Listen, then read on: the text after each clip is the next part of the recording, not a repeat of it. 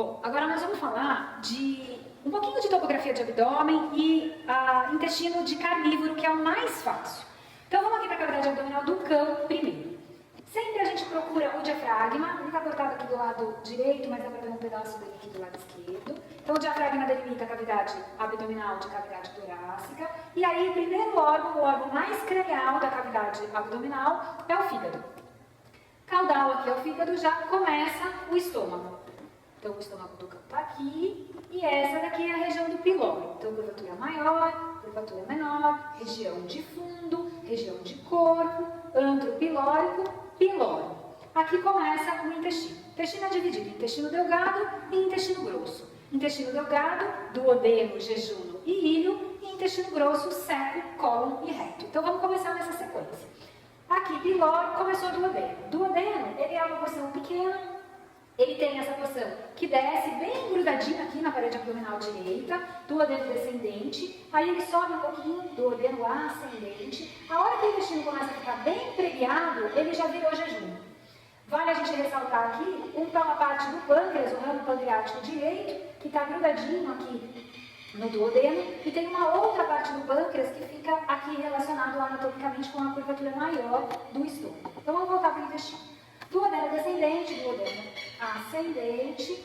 Aqui nós temos essa flexura. A flexura em anatomia é uma dobra. Flexura duodeno jejunal. E começa o jejuno. Jejuno é a maior parte do intestino dos carnívoros.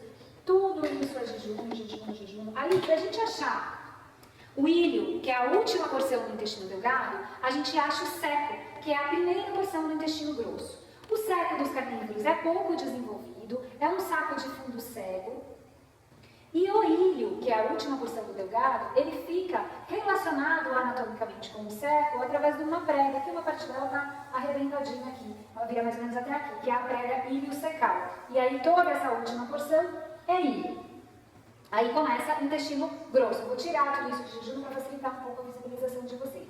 O intestino grosso, então, é formado pelo seco, aí pelo cólon. O cólon, ele tem uma parte que ele sobe, então é cólon ascendente. Uma parte que ele passa da direita para a esquerda, cólon transverso. Olha como o cólon transverso fica pertinho aqui do estômago.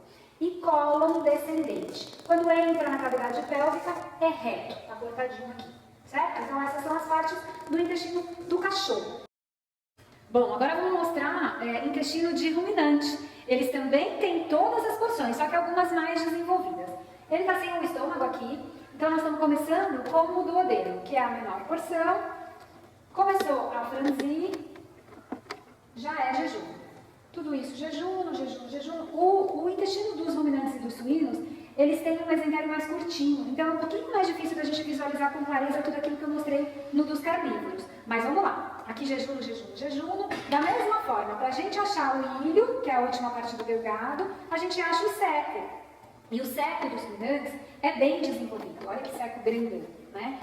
Aí tem essa prega, que é a prega ilho-secal, e essa última porção do delgado, que está preso a essa prega e preso ao seco, é o ilho.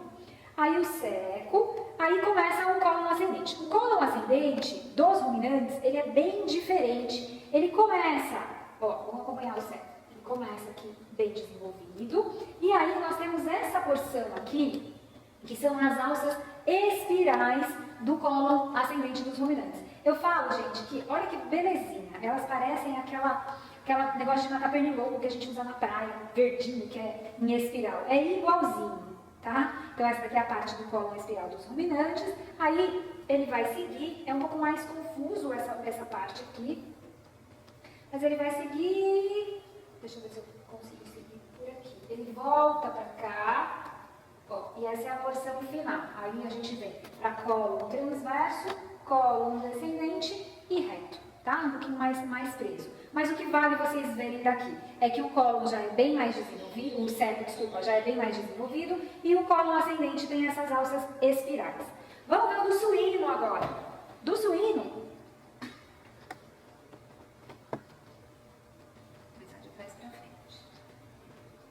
Tudo isso daqui começa aqui pelo duodeno, que é a menor parte.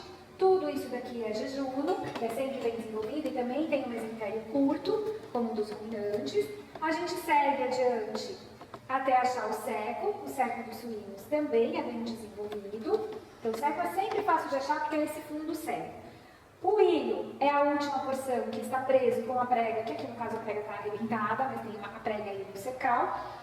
O ilho é essa última parte. O seco e o colo. Deixa eu tirar o jejum da frente. E o colo ascendente dos suínos, ele é organizado com essas alças em formato helicoidal. As primeiras alças descem por fora e as outras, as últimas por dentro. E a porção final tem o colo transverso, o colo descendente e o reto já dentro da cavidade pélvica. Agora, enfrentar o intestino do cavalo, que eu quero falar para vocês, não tem medo, que não é tão difícil quanto parece. O que a gente tem que pensar, pessoal? Depois eu vou mostrar na peça o intestino delgado. Aqui a gente tem o intestino grosso, num modelo 3D, que o Nildo fez, de uma peça de um filhote, que vocês conseguem entender melhor. Isso daqui que está na minha mão, aqui, é a base do seco. O que nós temos que pensar? A posição do cavalo dentro desse intestino. O nosso cavalo está olhando para lá. Então aqui é o lado direito do cavalo, aqui é o lado esquerdo. Tá? Aqui é dorsal, aqui é ventral. A base do seco, ela fica meio que no teto da cavidade abdominal. O seco leguído, ele é super desenvolvido, é a câmara de fermentação desse animal, tem uma capacidade de até 33 litros. Ele começa lá no teto da cavidade abdominal, um pouquinho mais para o lado direito, e olha só, eu vou virar ele de barriga para cima, ó. Quando a gente abre o cavalo para operar, isso daqui é a porção ventral do abdômen que a gente vê. A gente vê essa ponta aqui, que é o ápice do seco, voltado lá cranialmente entre as alças do colo. Então tudo isso aqui que está nesse rosa mais claro é seco. Vou voltar de novo na posição anatômica. Base do seco, corpo do seco, ápice do seco. Tá? Depois do seco, como a gente vê nos outros animais, vem o colo. A primeira porção do colo é o colo ascendente. O colo ascendente do cavalo é tão diferente e tão desenvolvido que ele recebe o nome de colo maior. E ele tem um formato de ferradura de 2 andares, que é tudo isso daqui é colo maior, que é o colo ascendente do cavalo.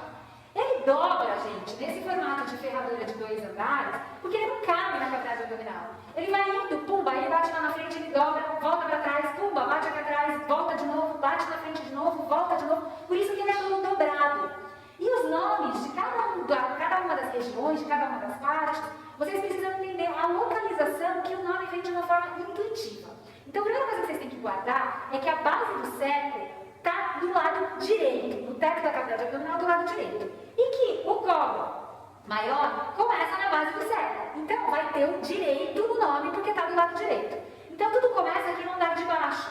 Então, saindo da base do seco, eu tenho aqui o colo ventral direito. Por que o nome ventral? Porque está para baixo, direito, porque está do lado direito, e colo, porque é colo. Então, colo ventral direito. Chegou aqui, ele dobra da direita para a esquerda, ele faz essa curva. Curva em anatomia é flexura. Essa flexura se chama flexura external, porque ele bateu no externo. Então, flexura external foi lá para o lado esquerdo, tem uma outra alça do lado esquerdo e do lado e embaixo. Então, essa alça se chama colo ventral esquerdo. Essa alça, ó, ela não coube, ela dobrou de novo e veio para o andar de cima. Essa outra curva, essa outra flexura, está na região da pelve do animal. Por isso se chama flexura pélvica. Dobrou e veio para o andar de cima. Colo dorsal esquerdo. Bateu no diafragma, fez uma outra flexura, flexura diafragmática. E continuou aqui do outro lado, colo dorsal direito. Depois tem um pedacinho pequeno de colo transverso. Colo descendente é bem grandão, aqui é um mesentério grande, por isso essa porção é chamada de colo flutuante. E o reto. Tá? Eu vou repetir agora nessa peça, só falando os nomes das partes, sem falar muitos detalhes. Então, seco, base do seco, corpo, ápice. Colo ventral direito, flexura external, colo ventral esquerdo, flexura pélvica, colo dorsal direito, flexura diafragmática, colo dorsal esquerdo, colo transverso, colo descendente, colo flutuante e reto. Agora vamos ver nessa peça aqui formalizada se a gente consegue identificar tudo isso que eu falei. Vamos ver. Vamos por aqui. De novo, eu não vou entrar em detalhes do intestino delgado, tá? O intestino delgado está todo aqui, tá? Tudo isso daqui que está na minha mão é intestino delgado. Eu vou tirar ele de circulação para ficar mais fácil para vocês entenderem. Tirei. Vou montar isso daqui na posição anatômica. E de novo, olha, o meu cavalo está olhando para lá. Então aqui é cranial, caudal, dorsal e ventral. Vamos achar o seco, que é onde tudo começa. Ó, a base do seco, o corpo do seco, o ápice do seco. Ó. O seco, ele apresenta essas faixas de musculatura na longitudinal, que são as tênias do seco. Vocês estão vendo muito bem? Tênias do seco. Então vamos lá. Vou colocar na posição. Base do seco, corpo, ápice. Aqui, ó, eu estou com os dois cólons, ventral e dorsal. Então, começando aqui na base do seco, cólon ventral direito, flexura external. Do outro lado, cólon ventral esquerdo, flexura pélvica. Cólon dorsal esquerdo, flexura diafragmática. Cólon dorsal direito, cólon transverso, o cólon descendente, que é o flutuante, porque tem esse mesentério escandaloso, e o reto, tá? Quero vocês de novo aqui, ó, para entenderem que é um formato de ferradura dupla, porque eu tenho alças no andar de baixo e alças no andar de cima. Quero chamar a atenção para essa região aqui, ó, de flexura pélvica. Quero que vocês reparem como no cólon ventral esquerdo eu tenho alças mais largas, né, maiores, e a partir da flexura pélvica eu tenho o cólon dorsal esquerdo com uma alça bem mais fina do que a do ventral, né? Essa região aqui, ela tem uma importância clínica muito grande no trânsito gastrointestinal. Eu estou com conteúdo fecal saindo de uma alça mais grossa e indo para uma alça mais fina. E ainda no sentido antigravitacional. Esse conteúdo tem que subir. Então eu tenho que ter um peristaltismo bem favorável e uma condição física desse conteúdo que também favoreça essa subida aqui. Nem sempre isso é fácil, nem sempre isso acontece de uma forma adequada. E isso daqui acaba sendo um ponto comum de impactação de conteúdo, que pode desencadear uma cólica. Então é uma região com uma importância anatômica muito grande. Eu quero que fique bem evidente para vocês o quanto essa alça de cólon ventral esquerdo, ela é mais espessa do que essa de cólon dorsal esquerdo, né? Eu acho que isso é bem mais importante do que decorar os nomes, é entender a importância de tudo isso. As alças dos cólons ventrais, elas também têm as tênias, que são essas faixas de musculatura na longitudinal. Olha só. São bem visíveis. Essas tênias, elas dão uma franzida nas alças e formam essas saculações, que são as áustras. Tudo isso daqui que está unindo o cólon dorsal do cólon ventral é mesentério, né? Então é tudo dobra de peritônio. E é isso.